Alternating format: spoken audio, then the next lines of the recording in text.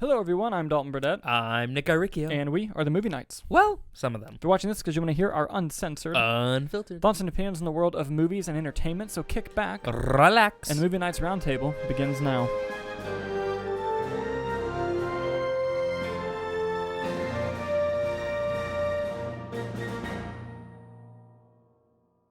How you doing today, Nicholas? Good. How about you, my friend? I'm doing well. You ready to get this show on the road? Absolutely. So we're going to start off with the movie news section of our show, where we kind of break down stories in the trades and tell you, the people, what's going on in the movie world. Nicholas, what do you got for us first? Our first story comes to us from Variety. Given the hugely divisive response to The Last Jedi, that had a hugely divisive response. What? Many people felt the rise of Skywalker retconning Rey's no-one parentage and trying her lineage back to Palpatine was a deliberate choice made by Lucasfilm to satisfy the fandom.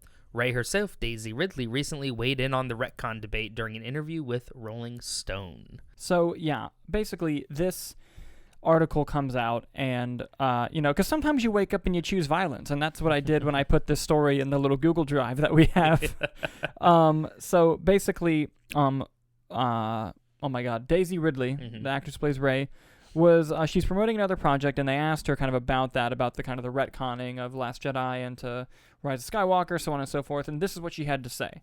Well, JJ was the one who was like, she is no one, so it wasn't The Last Jedi where that was the message, Ridley said. What was interesting about the last one for me was that you can be a hero and not come from anywhere, or you can be a hero and come from literally the worst person in the universe. You're not your parents, you're not your grandparents, you're not your bloodline, and you're not the generations before you. So I was always like, sure, but that's beyond my pay grade. So, first of all, what a great PR response. What trilogy had it worse? Daisy Ridley, John Boyega, and Oscar Isaac, or Ben Affleck, Henry Cavill, Gal Gadot? Dude, who did have it worse? No, but this isn't really movie news per se, but I wanted to bring it up just because it's a fun little debate about where everything was going, and it's because, we've said for a long time on the show that Last Jedi was not the movie that brought up Rey being a no-one. That was seeded from the beginning with J.J. Abrams. And that storyline continuing was one of the few things that was part of the plan. And Rise of Skywalker, a movie that was made by a boardroom of people who begged someone to come direct it for them. J.J. coming back, being a good old boy, was where they kind of retconned everything and did everything again. But I do like Daisy Ridley's response of, hey, at least the story now is you aren't your family if they're bad people. You can choose to be separate from them. You can choose your family. Even though the original story was you don't have to come from anyone to be special, which to me, I was really liking that storyline when they decided to change it. But I do think it's interesting that Daisy Ridley did very adamantly at the beginning of the quote be like, it wasn't Last Jedi that did that. That was always going to be a thing until the very, very end. So what are your thoughts on these comments? And do you think it's going to wake up the internet to more Star Wars debate? I think what's interesting, too, is she said, no, not Last Jedi. Yeah. Which makes me think that the cast and everyone was always on board with Last Jedi. Yeah. And they liked everything about it. So she was like, no, that is not a slight against it. I think that the no one storyline is so much more interesting than what we got. It is. But it seemed like they really needed, nope, it's got to be Skywalkers versus Palpatines. Yeah. That's the way it goes. Yeah. And especially everything they set up with The Last Jedi, the little kids on the planets, all that kind of thing. Yeah, which I was really interested in. Yeah, I liked that a lot. I think they just reacted too harshly to fandom outcry and delivered something that was not great in the finale. Yeah. At least with Last Jedi, they tried to do something different. Yeah. And I will give them that. And with me, The Last Jedi, I really like the movie. The only thing I don't like about the movie is everything on Canto Bight was a waste of time. That was the casino place? Yeah. To me, I just didn't enjoy that parts of the movie. Yeah. And I thought that this was the beginning of the Finn character getting shafted. And they continued shafting him in Rise of Skywalker. I also didn't like what they did with Leia in Last Jedi. Yes, me neither. Yeah. But at the same time, the Space Mary Poppins was not a big fan of. Yeah. The idea of her using the Force finally was cool, but how they did it, I didn't enjoy. That was not. It felt like not the place. Not for the it. best way. I liked everything they did with Luke. I know that's the big one, but I thought that storyline was great. I do think that it makes more of an impact if he was actually there fighting, but at the same time, the whole point of that story is that he's a myth, and that the story of Luke Skywalker showing up there, even when he wasn't, is what's going to spread hope. That was the point of the story. So while I think I would have enjoyed it more if he was there, story-wise, it totally tracks as to why he wasn't there. Mm-hmm. Him dying randomly because he used all his power, I can do without that. I feel like people would have liked Last Jedi a lot more if they just would have made Duel of the Fates. Because, man, I read that script and it was fucking cool. That was a very cool It script. was a very cool script. For those that don't know, Duel of the Fates was the original title of Star Wars Episode 9 back when it was going to be made by Colin Trevorrow. Mm-hmm. The script is online if you can find it. It's good. I enjoyed it. Just a Google. Yeah. You should be able to pull it up if they haven't taken them all down yet. Yeah. Or just reach out to me. I have it. I'll send it to you. Don't reach out to me. But yeah, no, it was, I just thought these comments were interesting, and I think as time goes on, we're going to hear a lot more. I wonder how long these NDAs are, because I'd love for someone in those rooms to just be like, all right, so here's exactly how they reacted to each movie and the decisions that were made, and go on from there. Because I think the issue, I think that Last Jedi builds off of Force Awakens fine. I do too. I just don't agree with every choice they made. I think the issue was not doubling down and trying to just get rid of Last Jedi entirely. Yeah, when I watched 9, I thought I skipped a movie. Mm-hmm. It felt like I skipped a movie. Yeah. Well, because everything they set up in Force Awakens, let's say, it's okay, well, now we can go route A or we can go route B. And they just went route B. And they went route B the whole time, which is fine. Mm-hmm. But then Rise of Skywalker feels like we're picking up at the end of Last Jedi if they went with the A route. Yeah, and they didn't go with the A route. No. And honestly, my biggest disappointment with Rise of Skywalker was... And there are things in that movie I do enjoy. Mm-hmm. But my biggest disappointment was not even the Rey thing, because I did prefer her being no one. Yeah. It's not even Palpatine coming back. Somehow. Palpatine returned. But I was so ready for Kylo Ren to not be somebody's bitch. Mm-hmm. Which is what I loved about The Last Jedi, is we were finally going to get a villain that had no leash. Yeah. For Episode 9. And it was just going to be him doing his own thing, not with the Sith, not with the Jedi, not with the, oh my God, not the Knights Empire, but the First Order. First Order, thank you. Like just a rogue thing. Yeah. I was so stoked about that, and it was set up beautifully in Last Jedi. And then him immediately just submitting to the Emperor. I was like, God fucking damn it. You know, that aside too, as that would have been cool. I think that Kylo Ren's arc and storyline is the best working thing of it. That was the one that came out the best. It's still made out all right, regardless. Mm-hmm. I like what you said about the setup of the rogue and stuff, but with what we got, it wasn't bad on specifically his arc. Yeah, I agree. I agree completely. But yeah, just wanted to add some fuel to the internet fire today at the start of the show. Moving on to the actual movie news, Nick, what you got for us next? Our next story comes to us from The Hollywood Reporter. The buzz had been building for more than 2 weeks, Dalton. Oh? A new project from Zack Cregger, Oh, yeah. the out-of-nowhere filmmaker behind the cult horror hit Barbarian, was coming. In the 24 hours after Cregger's new horror project Weapons was sent to Hollywood studios, a brief but intense bidding war exploded, and just as quickly, love a bidding war. a whopper of a deal was made. Oh, please do tell. That's where the quote ends for me. Yeah. I thought it was going to be like, a whopper of a deal was made. And Dun. tell us what it was, Dalton. Dun, dun, dun. Dun, So, dun, dun. yes, first of all, an out-of-nowhere filmmaker, I'll have you know, writer of this article, I've been watching Why Does Kid You Know for years. I've known who Zack Cregger is. Come on, Zack Cregger, whatever his fucking name is. I've known. His best seen role him. is still Abraham Lincoln. Absolutely it is. 1,000%. So yes, a 8-figure deal to write and direct this new movie has been underway from New Line and Warner Brothers. Zaslav is not fucking around when it comes to horror. Pulling more from the article, closing worldwide negotiations Tuesday, New Line won the rights to Weapons, signing a deal that seems unprecedented in modern times, especially for a filmmaker with essentially just one movie under his belt. Yes, there is the money, 8 figures to write and direct, according to sources. The numbers are more than double the entire budget of his previous movie. That alone is remarkable and harkens back to the older era of Hollywood, where spec sales caused weekend bidding war frenzies. But there's more. Billy Mays. But wait! There's a guaranteed green light. There's Cregger receiving final cut pending a threshold is met during test screenings. And there's a controlling interest in the back-end pot. And of course, there's a guarantee of a theatrical release. That, ladies and gentlemen, is a fucking hell of a deal. Oh my God. That's like something Nolan could get. Yeah, that's crazy. And Yeah. and here's the thing. Not only is it a hell of a deal money-wise, like usually you get the money or control. You never get both. Like Yeah. the fact that he's getting both is fucking nuts. Knuckin' futz. This is awesome. Good for Zack Cregger. Love this guy. Loved Barbarian. Allegedly, I don't know if this is true or not, allegedly there's going to be an animated Whitest Kids You Know movie that Trevor Moore recorded for before he died. Oh. Which I'm all about because I miss that show and I love it so much. Nicholas, what are your thoughts on this bidding war deal? I mean, listen, I loved Barbarian. Same.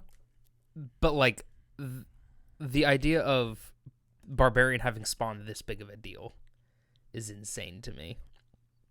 Because it did well. Mm-hmm. I think it did $40 million off a $4 million budget. I think so. Something like that. Around there. So it made money, and he did a lot with a little, if that's the case. But, like, a multi-figure instant green light, like, all that stuff. Like, with Final Cut? they wanted him, which is wild. I mean, not wild because it was a good movie, but, like, that big of a deal, like, I would not. Like, Jordan Peele didn't even get that after Get Out, which I would argue was more successful and better movie. Yeah. Again, 100%. I love Barbarian, Yeah, but yeah. I mean, Just, with what Get Out did, So that was what's so cool, but I'm happy for him. Yeah.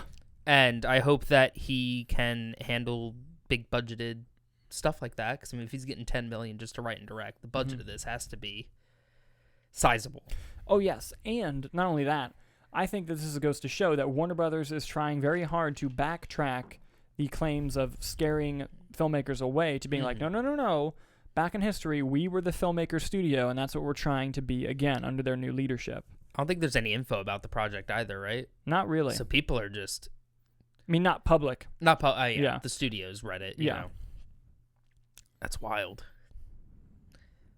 Now, did he also sign some sort of multi-picture deal, or is this just not as like of a first now? look? Or as of now, it's a first look. If you keep reading the article, it says that if this movie does well, that they'll probably sign him to a multi-picture or like a, a first look deal. Yeah. Yeah. Interesting. Yeah. So this is great. What do you guys think about Zack Cregger, the director of Barbarian, making this deal with New Line and Warner Brothers? And are you excited for his upcoming film, Weapons? Let us know in the comments as we move on to our next story. Nicholas, what you got for us next? Our next story also comes to us from The Hollywood Reporter, as well as with Warner Brothers. Speaking of trying to reconnect with filmmakers, as Warner Brothers Pictures continues to find its footing under new management, the studio on Thursday secured the services of a cornerstone filmmaker, signing a first-look deal with its Elvis director, writer, producer, Baz Luhrmann. Yes, so anyone who's familiar with Baz Luhrmann knows he's a very particular filmmaking style, very sporadic editing, usually involving music. Moulin Rouge, amazing. I hate the first 20 minutes of that movie. I think the rest of it's a masterpiece. It's kind of like Elvis. Elvis is just, I think Elvis was too long. Yeah. I think if you cut like 45 minutes out of the movie, you got like the Best Picture nomination that it actually deserved and not the one that it got. But I'm going to say this. His Romeo and Juliet is the best Romeo and Juliet movie ever. The one with Leonardo DiCaprio. Did he also do Great Gatsby, Baz Luhrmann? He did. Hell yeah. I think he's one of the only people who understands that Romeo and Juliet is a comedy, and if you treat it as anything else, it sucks. I'm just saying. How much better is West Side Story if it's funny? Just hear me out. I'm just saying. But yeah, the article goes on to explain that Baz Luhrmann has signed the first look deal with Warner Brothers, and this came right on the heels of it getting 8 Academy Award nominations. If your movie gets 8 Academy Award nominations, people are probably going to want to scoop you up and keep you, you know? And it's just one of those things where I'm kind of surprised it didn't happen sooner. I'm going to pull a direct quote from Deadline. Baz Luhrmann is one of the most singular filmmakers in modern cinema, and we couldn't be more excited to announce that Warner Brothers is continuing our association with him, DeLuca and Abdi said. Those are the heads of Warner Brothers Pictures division. The massive success of Elvis, which helped drive audiences of all ages and a whole new generation back to theaters, proves Baz remains ahead of the curve and at the forefront of the pop culture zeitgeist. Listen, that's no argument there. Elvis did make more money than it should have, I think. And with the COVID times being what they are. And I think after Avatar even, movies are back, baby. Especially if you look at the upcoming calendar this year, holy shit. I mean, just in the next few weeks, we have Ant-Man, Cocaine Bear, Creed 3. Oh yeah, we do. I'm so fucking excited. Oh, it's going to be a good year. But what do you think about Baz Luhrmann signing this deal, and do you think it was a good move on Warner Brothers? Again, Warner Brothers signing up filmmakers. I mean, I think it's great. I think that I've seen most of what he's done outside of Moulin Rouge. I haven't seen. But I liked all his stuff. I know his style is very intense and a lot, but sometimes that's what's fun about going to the movies. Oh, yes. Is just to be visually overstimulated. Yes, sometimes we need Banshees of Inisherin, and sometimes we need Space Jam 2. What do you guys think of Baz Luhrmann signing this deal with Warner Brothers? Let us know in the comments as we move on to our next story. Nicholas, what do you got for us next? Our next story comes to us also from The Hollywood Reporter. Without directly naming Andre Riseborough, whose unexpected Best Actress Oscar nomination on Tuesday for the indie To Leslie has sparked widespread conversation and questions about the grassroots campaign that led up to it, the Academy of Motion Pictures Arts and Scientists, in a statement issued Friday, appeared to acknowledge that and is looking into the matter. Yes, so basically what's been going on is if you were watching the Academy Award nominations, you were very surprised to hear the name Andrea Riseborough be announced as one of the Best Actress nominees for a movie that made only $27,000 at the U.S. box office. Everyone's kind of just like, oh, came really out of nowhere. I wonder what went down. Well, that movie screened somewhere where a lot of celebrities were there in attendance, and they really liked the movie and were talking about it. And then one of the people involved in the movie, I want to say it's a producer, has a lot of famous people connections and said, hey, so-and-so saw the movie, please watch the movie, and if you do, can you please talk about it on social media, please push the movie, we really want to try to get attention on the movie, and then they realized that Andrea Riseborough was getting a lot of the buzz, so then her strategy shifted to telling people, like, hey, make sure, like, if you watch this movie and you like it, please talk about how great she is, please, let people know, let's get the word out about her, and that just kind of seems like standard campaigning. There doesn't seem to be anything wrong with that, right? It's just, hey, let's market and get buzz out about our movie. That's standard Oscar campaigning type of stuff. Well, the Oscars and campaigning, they do have rules. And I'm going to pull up a rule that some are believing that this campaign might have been in violation of. And if that's the case, they could potentially rescind the nomination, which hasn't happened many times in the past. Here is what the rule is. It's called the Francis Fisher problem. Rule 11, which concerns references to other nominees and carries a 1-year suspension of membership for first-time offenders. Ads, mailings, websites, social media, or any other forms of public communication by anyone directly associated with an eligible film attempting to cast a negative or derogatory light on a competing film or achievements will not be tolerated. B, any tactic that singles out the competition by name or title is expressly forbidden. Here is what happened. In one of those emails, this is what they said. To my fellow actors in the Academy, Andrea Riseborough can concern Oscar nomination if 218 out of 1,302 actors in the actors branch nominate her for the position for Best Actress. Seems to be that Viola, Michelle, Danielle, and Kate are all locks for their work. They named other people. And you can't do that. However, a situation very similar to this happened in 2004. I don't remember the name of the person who was nominated. Please correct me in all the comments. But in 2004, a situation very similar happened, except not with social media, it was with newspaper ads where they mentioned competition, and the nomination was not rescinded. So there is a standard practice of not pulling this nomination. However, people in Hollywood suck. And they get jealous and mad quickly. And not only that, so I'm going to tell you why the nomination won't get rescinded, and I'm going to tell you why it will. Why it won't, I think what they're really looking for is, were they talking derogatory and mean about the other nominees? Because if that was the case, to me, that's a different story, part A of that rule. Well, it seems like they hadn't from the email, because they said these people are all a lock, which, if anything, is positive praise. Yes. But then it gets more vague in saying you shouldn't mention competition at all, and they directly did that. Now, does competition mean movies, or does competition mean the actors? Exactly. Yeah. Now, with that being said, why it will get rescinded, that's why I think it won't get rescinded, because nothing mean was said. Why I think it will get rescinded, the other part of my brain, is Hollywood's a nasty town, man. There's people who are pissed off about this. You think the person who sent those emails have connections? The people who read them have more connections. So it's going to be a thing. I don't think this is going to end in a rescinded nomination, but I do think it might see a slight change in the rules for campaigning. So you think it'll be a brief exception because it's creating a new rule? I think so. Sort of thing. Well, because also the thing is, I mean, when you say... Because basically, if they rescind the nomination, it's sending the message of, if you don't have the money to do the other proper Oscar campaigns, then don't try. Mm-hmm. That's the message it sends, and I don't think that's a message they want to portray. Well, you also mentioned a few people who also were not nominated in that email. Margot Robbie, Viola Davis being a big one. Yeah. You know, are their teams pissed? Probably. That they're going to, you know what I mean? So where does it... Now, if something like this happened, like let's say, hypothetically, the nomination gets rescinded. Yeah. Are there now just 4 nominees, or do they plug in a 5th? That's a great question. I actually don't know. Part of me thinks, because how the nominations work is... Imagine waking up to a tweet. Like, if they nominate Viola Davis, it's just like the Academy tweets out, and we're rescinding the nomination, Viola Davis is nominated. Yeah. That's not fun. Yeah, it's not fun. But I think... one or two things will happen. One, there'll just be 4 nominees. Or 2, they look at the number of votes, and like the 5 people nominated are 1st, 2nd, 3rd, 4th, and 5th place. Yeah. And they'll just go, who was 6th? And put that person in. It's probably what happened. I mean, I don't know. It's one or the other. Either I didn't know it was just a numbers game like that. Yeah. Okay. That's kind of how it is. Now, how you nominate Best Picture is weird.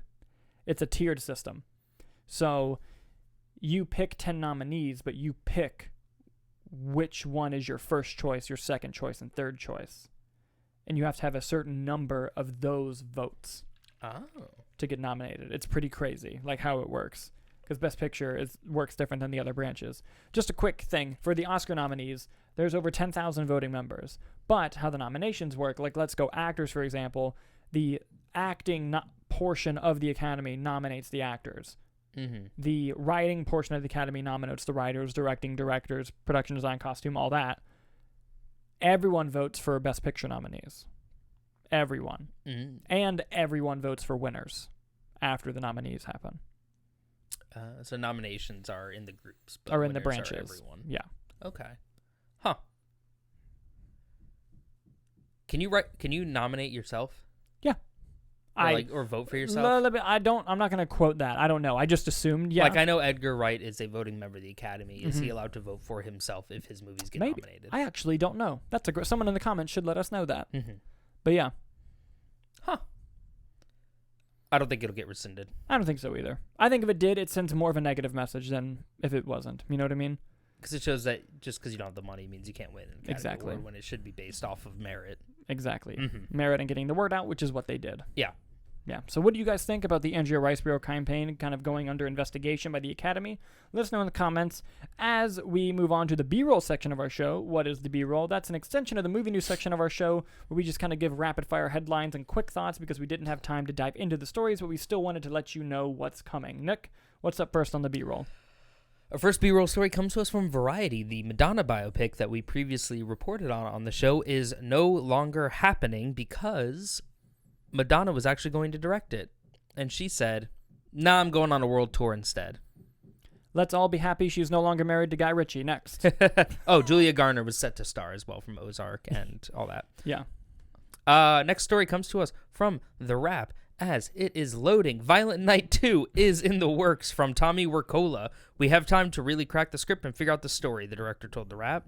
Violent Night is 2022's Bad Santa meets Die Hard action movie, which is a sleeper hit, making more than $75 million globally on a budget of $25. Fuck yeah. So yeah, that makes sense. We're getting a sequel. I was fine with it. It was an enjoyable movie, quite fun. I'm just happy David Harbour's getting more work, because that's where it comes out. I'm happy also. And yes, bring on Violent Night 2, Violent Nighter. Go on. Our next story comes to us from Variety. This is a quick one. The WGA, the Writers Guild of America nominations came out. So I just wanted to quickly announce the nominees for Best Original Screenplay and Best Adapted Screenplay. So for Original Screenplay, we have Everything Everywhere All at Once, The Fabelmans, The Menu, Nope, and Tar. And for Adapted Screenplay, we have Black Panther, Wakanda Forever, Glass Onion and Knives Out Mystery, She Said, Top Gun Maverick, and Women Talking. Why weren't these the Oscar nominees? Go on. They're so much cooler. I stand by The Menu and Nope. I had Nope for screenplay on my predictions. You did. Our last B-roll story is kind of a two-parter here. Mm-hmm. Phoebe Waller-Bridge, best known for Fleabag and the upcoming Indiana Jones and the Relic of Time? The Dial of Destiny. Dial of Destiny. It was a good try, though. I tried. She has officially renewed her Amazon overall deal. She's developing a movie called Sign Here, or a TV show called Sign Here, as well as, Fleabag. But one of the other projects they announced was that she is prepping a Tomb Raider TV series for Amazon. She will write the script for the project. No word on if she would be in it or any involvement outside of writing. All I'm going to say about this is I love Phoebe Waller-Bridge. I love Fleabag. It's one of the best TV shows I've ever seen. Please watch it if you haven't. And Tomb Raider needs a better adaptation, so I'm all about this. Let's do it. Right on. And ladies and gentlemen, that's the fucking B-roll. Thank you to the neighbor who won't stop hammering shit above us. I don't know if you can hear that. I hope you can't, but we can, and goddamn, it's annoying. And with that down, we are now going to move on to the box office! The box office! Section of our show where we break down the top 5 domestic box office while also diving into more numbers specifically to tell you guys what's going on. So, do you have our predictions from last week? Yes, I do. Dalton, you had Avatar, Puss in Boots: The Last Wish, Megan, A Man Called Otto, and Missing. Okay. And I had Avatar, Megan, Puss in Boots, Missing, and Otto. Interesting. We were both wrong. Right on. Here is the top 5 box office of last week. Number 1, Avatar: The Way of Water. Whoa. Yeah, right. Or should I say, wow. Oh, for its 7th week in a row. Number 2, Puss in Boots: The Last Wish. Number 3, A Man Called Otto. Number 4, Megan. And number 5, Pathaan. It's an Indian film that opened in America, and it opened higher than Missing in its second weekend. Can you spell that for me? Yes, Pathaan. Pathaa. All right. Yeah, and I know Cinemark showed it because they always showed the Indian films while we were there, and they always sold out. Always. So let's dive into these box office numbers a bit more specifically. Avatar only dropped 22% from week 6 to week 7. And fun fact, a movie has not been first place 7 weeks in a row since Avatar 1. James Cameron just out here breaking his own records. He's just fucking balling, dude. It's like every Oscar nomination John Williams gets is just beating himself. Yeah, exactly. And also, speaking of records broken from Avatar films, this movie now has $2.116 billion worldwide, making it the 4th highest grossing movie in history, passing Star Wars The Force Awakens and 3 of the top 4 movies of all time are directed by James Cameron. And it's possible that this passes Titanic to be 3, and Avatar movies would be 1 and 3. And also the only filmmaker to have 3 $2 billion movies. Yep, correct. He's a madman. He is a madman. Puss in Boots: The Last Wish dropped 10% from week 5 to week 6, making another $10 million. And worldwide box office totals $334 million. Wonder if that got, it's a great movie. I wonder if it got a bump since it's the Oscar nomination. Yeah, maybe. Also, I don't know if I said Avatar's amount this weekend. It was $15 million. A Man Called Otto dropped 23% from week 4 to week 5, hanging in there. It also opened in 155 more theaters. It made $6 million, 6.7, and it is now at a $70 million worldwide box office. It's probably starting to break even about now. Tim Hanks. How did it make that much? Tim Hanks. People love Tom Hanks. Tam Hanks. Coming in 4th, Megan, $6.3 million, dropping 34% from week 3 to week 4, with a worldwide total of $146 million on a budget of 12. That's what we like to see. Yep. And Pathaan, which made, $5.9 million. Good for them. Worldwide has $47 million, obviously making majority of its money outside the U.S. And Missing came in 6th, and it was at $5.6 million. So there's a chance that 5 and 6 get flipped. We'll always put the final Monday box office numbers in the description as you're watching the video. But yeah, Plane unfortunately came in 7th. It has made $29 million worldwide so far. So if Avatar comes in first next weekend, does it now be a record holder of... That's a great question. I don't remember how many weeks Avatar 1 was in a row. Oh, okay. I just know... No one has done it since Avatar. Yeah. So at least 7. Yeah. Okay. Now, Spider-Man No Way Home did have 7 weeks at number 1, but it would go back and forth with 1 and 2. I forget what else came out, but something big came out, and they would hop back and forth. Mm-hmm. Here's the question, though. Does Knock at the Cabin kick it? Because Avatar got 15 million. Mm-hmm. It's getting lower. Then the question is, does Knock at the Cabin open more than 15? Mm-hmm. Solid question. Maybe. This is good. This is good questions. We all know 80 for Brady becomes number 1. Absolutely. That's just a fact. 1,000%. So yeah, let's go ahead and predict next week. Yeah, let me get my notes out here. Mm-hmm. I'm going to let you go first. All right, well, I'm going to go, you know what, call me crazy. I'll do it. I'll dethrone Cameron. I'll go Knock at the Cabin. Okay. I'm going to go Avatar second. Okay. I'm going to go Puss in Boots. I'm going to go Megan. And I'm going to go 80 for Brady. Ooh. I like that. Okay. This is tough, Nicholas. Go on. I'm also going to go Knock at the Cabin number 1. I think that it's been enough time. Mm-hmm. If Knock at the Cabin does not do it, it will be Ant-Man when Ant-Man comes out. Oh, yeah, Ant-Man's guaranteed. Yeah but I don't think anything else comes out that would knock it off other than Ant-Man, if not Knock at the Cabin. Yeah. Knock at the Cabin number 1. Avatar number 2. Puss in Boots number 3. A Man Called Otto number 4. Megan number 5. Right on. Man Calle Otto's been having those low holds, man. It has, but you don't think 80 for Brady can... I think the core audience that's going to go see 80 for Brady is going to wait for them to watch it at home. What do you mean the core audience? I'm seeing it on Thursday. I know, but I'm saying the core audience is going to be our parents' parents. Yeah. And the only thing they came out to see were Top Gun and Elvis. They didn't see fucking anything else. And I don't know if 80 for Brady will necessarily get them to the theater. But they like that Tom Brady. They do love that Tom Brady. They love the Brady. ladies in that film. However, I think that's one of those things where it's like, oh, I can't wait to watch that on my couch. You know? Mm-hmm. But hey, I'd love to be wrong.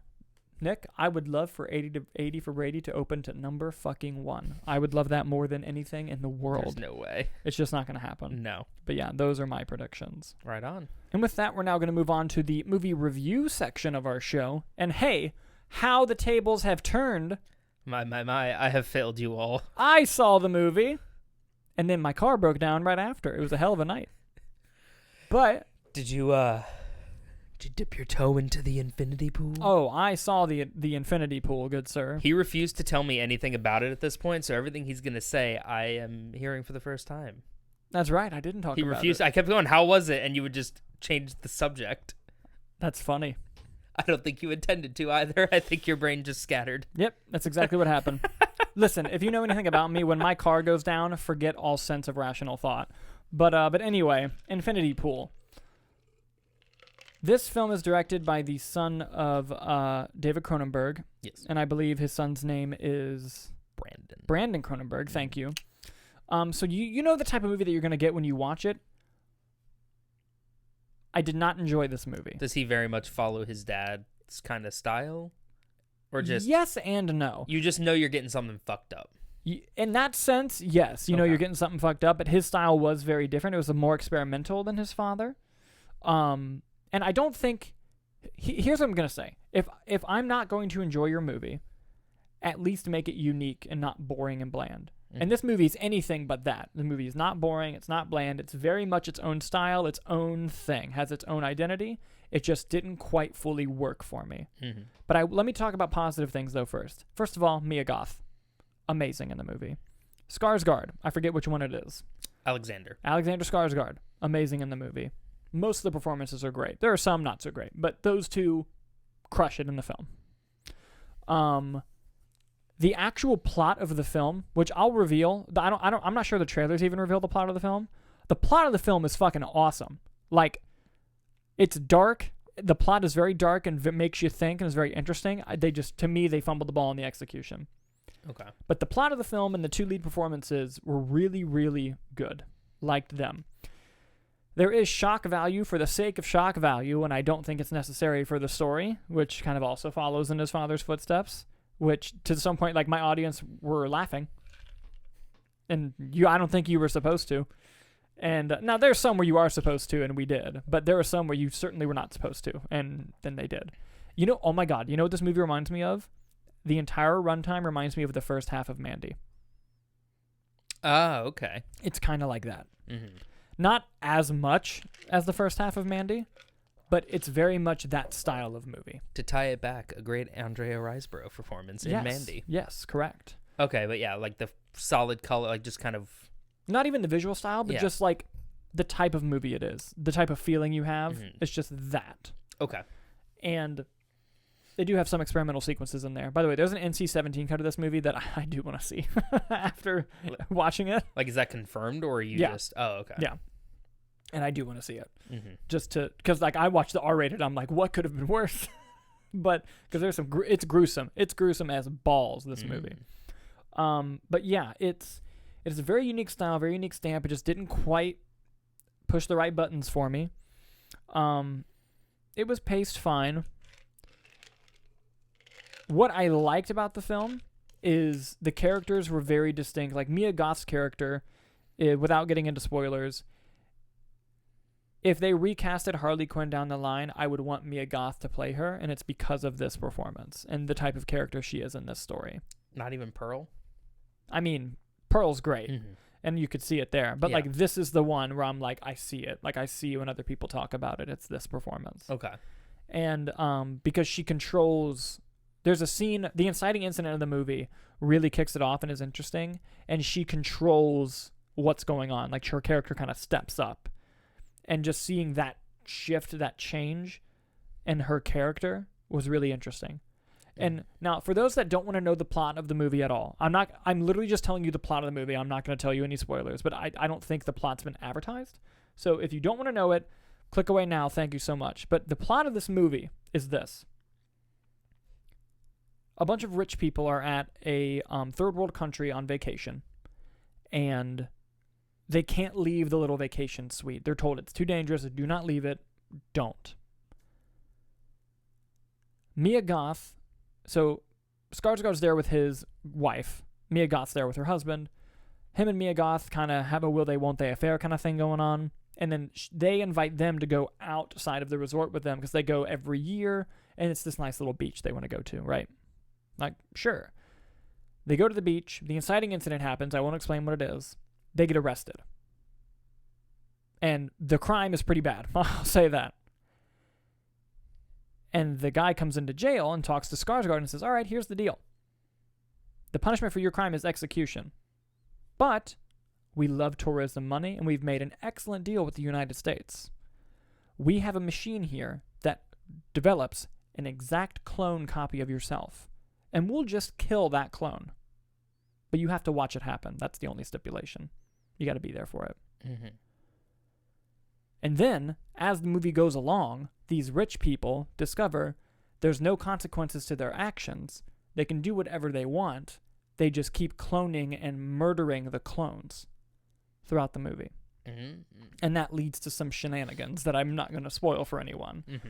That concept sounds pretty fucking dark and rad, right? Yeah. They fumble it. They fumble it big time. But... It just sounds like Westworld. Kind of. And look, I don't think the movie's terrible. Mm-hmm.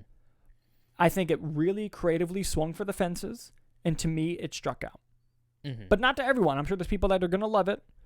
To me, though, more of an interesting concept than execution. And I'm going to say, for me personally, not a recommend. Mm-hmm. Would you have any interest in, I know one of his first movies is called Possessor.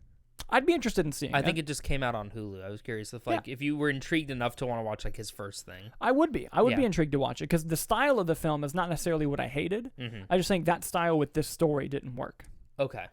And I'd be more than open to watching that film. Like, do you think there's a good R- shock value movie in it?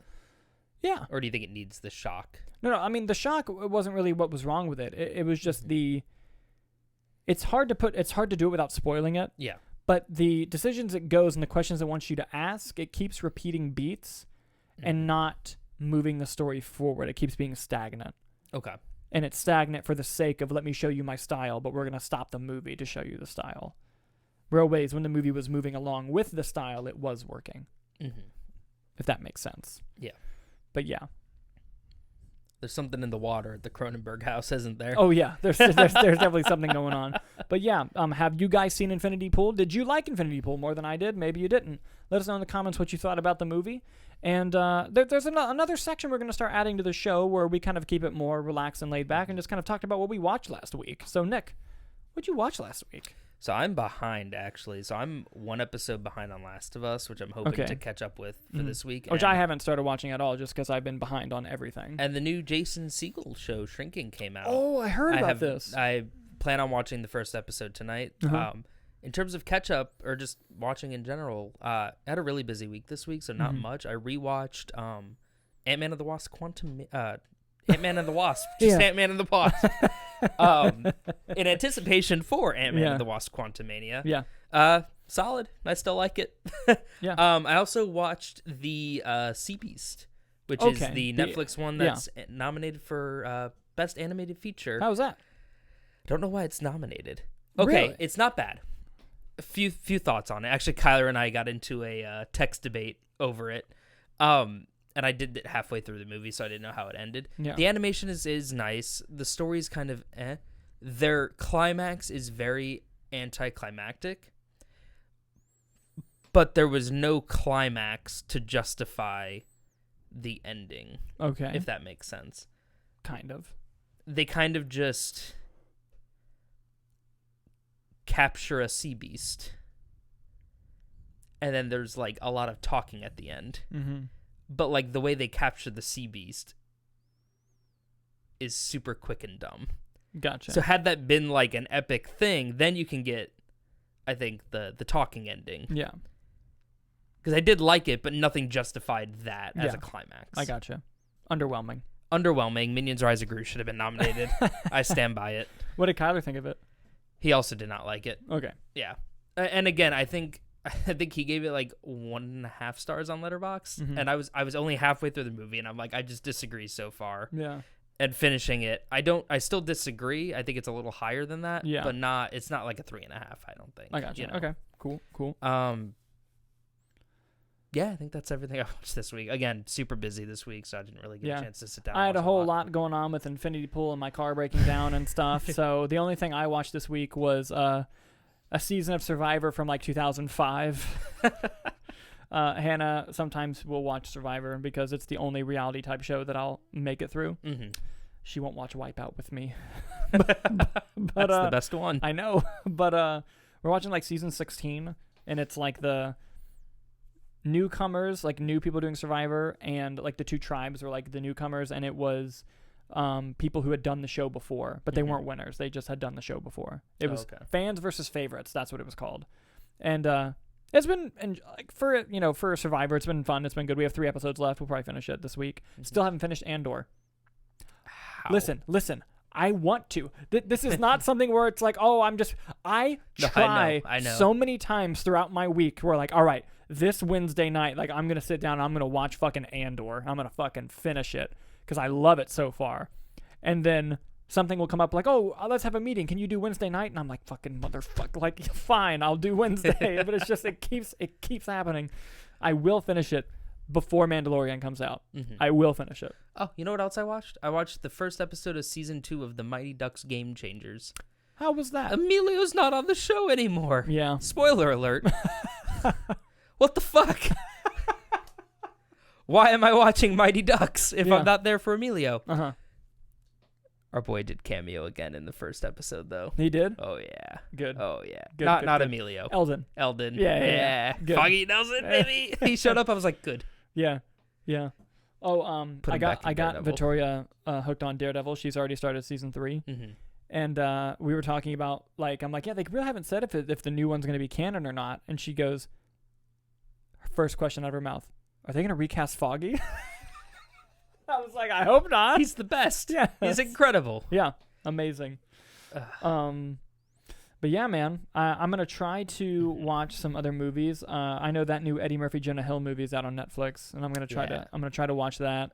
Tar just came to Peacock. I'm going to Did it really? Yeah. Okay. Somehow Peacock won that streaming war. Listen, It's good, man. You're gonna love it. Something else just came out. Let me check my watch list. And by the way, while he's looking that up, the reason why I want to say, the reason why we kind of wanted to do this segment, it was inspired by a good friend of ours, a good friend of the show, named Benoit Lamoureux, who has his own 10-minute podcast, audio only, on your podcasting Jesus Christ, your podcasting platform app of choice. Wow. It's called The Rec Room, REC Room. It kind of looks like the Blockbuster logo. He's an amazing graphic designer. It looks phenomenal. It is I'm not just saying this because he's my friend. I would tell him to his face if his show was ass. It's a really, really great, it's only 10 minutes long, and he just kind of goes through everything he watched the week before. And I was a bit inspired by that and kind of made it a little bit of a segment on our show where we just talk about things we've watched. But Ben, it's a killer show. Keep it going, and I will leave links to it in the description below. All of you guys should check out The Rec Room. It's really fun. And if you don't like us talking about it, tell us and go watch The Rec Room as well. Yes. Still watch that regardless. Go watch his no matter what. Oh, and by the way, we won't say what it is just in case plans change, things happen, and we don't get to see the early screening, but we did get an early screening to see an upcoming movie, and we will have the review out before the movie comes out if we get there on time and we see the movie. And there's no embargo that they didn't tell us about. Yes, that would be unfortunate, because I have been in a room before where right before they were like, by the way, you can't talk about it. And it's like, fuck. But yeah, it is one of the upcoming movies, and hopefully by Wednesday or Thursday, you'll see a review on here. And if not, that means we didn't see it. That's fair. Just be ready for that. But yeah, I think that's all we had for the show today, man. I think so too. Yeah. Thank you guys so much for checking us out, and we will see you very soon.